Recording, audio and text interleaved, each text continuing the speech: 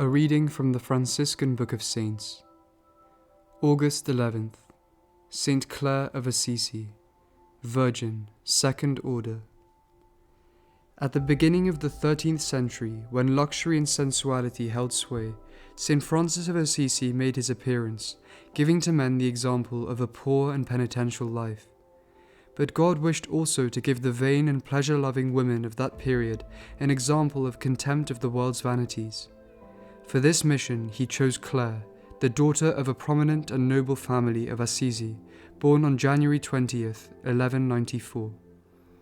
Her father was Favorone di Offreduccio, Count of Sassorosso, her mother the servant of God Ortolana, who died in the odour of sanctity. Before the child's birth, it was revealed to the mother that her offspring would be a brilliant light in the world. This light the mother detected in her daughter from her earliest years. Besides being favoured with personal beauty, Clare possessed a charming personality and rare qualities of mind. She was a favourite in the family, and hardly had she attained to young womanhood when several suitors sought her in marriage. But her virtues surpassed the gifts with which nature endowed her. She interested herself in the poor and frequently denied herself things so as to be able to give more to the poor members of Christ. She loved prayer, and it was her sweetest delight to surrender her heart to sentiments of ardent devotion before Jesus Christ in the Blessed Sacrament. Beneath her beautiful garments she wore a sharp penitential belt in order to honour the sufferings of Christ and to preserve herself a chaste virgin for his sake. She was 18 years old when she heard St. Francis preach in the Cathedral of Assisi during the Lent of 1212. His words on contempt of the world and on penance, and particularly the holy example he set, so earnestly affected Clare that she conferred with him and soon recognized that God was calling her to lead a similar life to his in the seclusion of a convent. She did not hesitate to carry out God's plans. Realizing that her family, intent only on a brilliant future for her in the world, would oppose her vocation in every way, she had to leave home in secret. On Palm Sunday she went to church, dressed in her richest garments, to attend divine services. That night, attended by an elderly relative, she went to the little chapel of St. Mary of the Angels, where St. Francis and his brethren came to meet her with lighted candles in their hands. Before the altar she removed her beautiful headdress. Then St. Francis cut off her hair and covered her head with a veil of common linen. In place of rich garments, she received a coarse penitential garb and was girded with a white cord. This was the way in which the mother and founder of the Poor Clares was invested on March 18th, 1212. For the time being, St. Francis placed her in a convent of Benedictine sisters. When Clare had successfully overcome the great opposition of her family, who had intended to force her to return home, her sister Agnes joined her in her sacrifice. St. Francis arranged a little convent for them near the church of St. Damien. There the number of consecrated virgins soon increased. They served God in great poverty, strict penance, and complete seclusion from the world, according to a rule which St. Francis gave them as his second order. Clare was obliged in obedience to accept the office of abbess in 1215, and to continue in it for 38 years until her death. But her love of humility found compensation in the performance of the lowliest services towards her sisters. In spite of her great physical sufferings, she set her sisters a striking example of zeal in penance and prayer.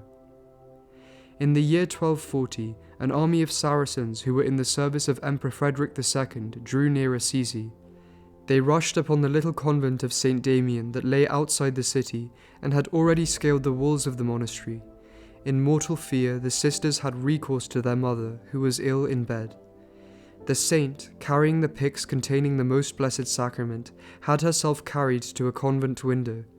There she pleaded fervently with the Lord of Heaven in the words of the psalmist, Psalm 73, verse 19, "Deliver not up to the beasts the souls that confess to thee, and shield thy servants whom thou hast redeemed with thy precious blood." A mysterious voice coming from the host said, "I shall always watch over you." Immediately panic seized the besiegers. A ray of brilliant light which emanated from the Blessed Sacrament had dazzled them. They fell down from the walls and fled from the place. The convent was saved and the town of Assisi was spared.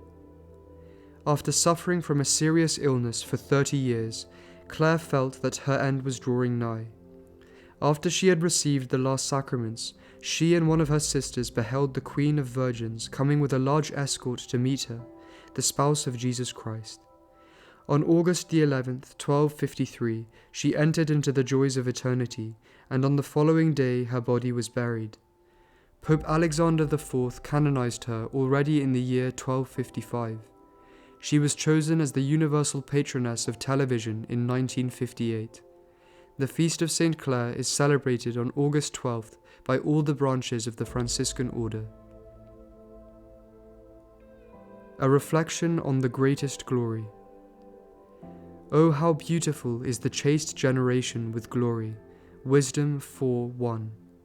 This praise of heaven Saint Clare and her great company of sisters have merited for themselves. Corporal beauty, personal charm, and costly clothes in which the children of the world take so much pleasure, this wise virgin considered as naught. She understood the meaning of the psalmist's words, "All the glory of the king's daughter is within." Psalm 44, verse 14. Untainted purity of soul, humility, voluntary poverty, penance, ardent love of God, these were the virtues in which she sought her glory, and in them she found imperishable beauty. Where are now the beautifully dressed women of Assisi of that period? Their memory has vanished. But Clare, like St. Francis, shines in heaven and on earth. Both have made their town famous throughout the world. Do you want true and lasting glory? It is to be found only in virtue. Where have you sought it in the past? Consider that like a wise virgin, Saint Clare did not make a display of her virtues before the world, but strove to hide them in the strictest seclusion. If the violet, which gives forth such a sweet scent in its seclusion, is planted in an open garden, its beauteous colour fades and the sweetness of its scent diminishes. The same thing happens with our virtues and good works. That is why St. Gregory, commenting on the Gospel parable of the 10 virgins, says, "The good that we do must be carefully concealed, so that we do not look for favour and honour among men. Otherwise, that which externally appears as virtue would be inwardly deprived of its merit."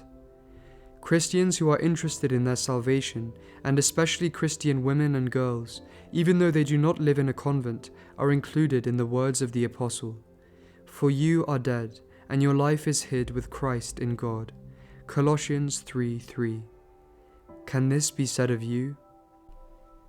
Consider what happiness Saint Clare found even here on earth in her life of seclusion.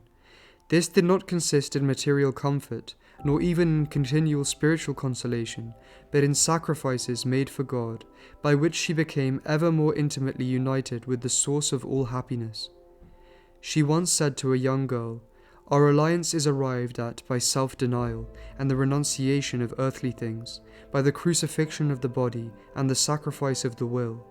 But the joys attached to it are eternal, the bond is indissoluble. It begins in the world, death puts the final seal to it."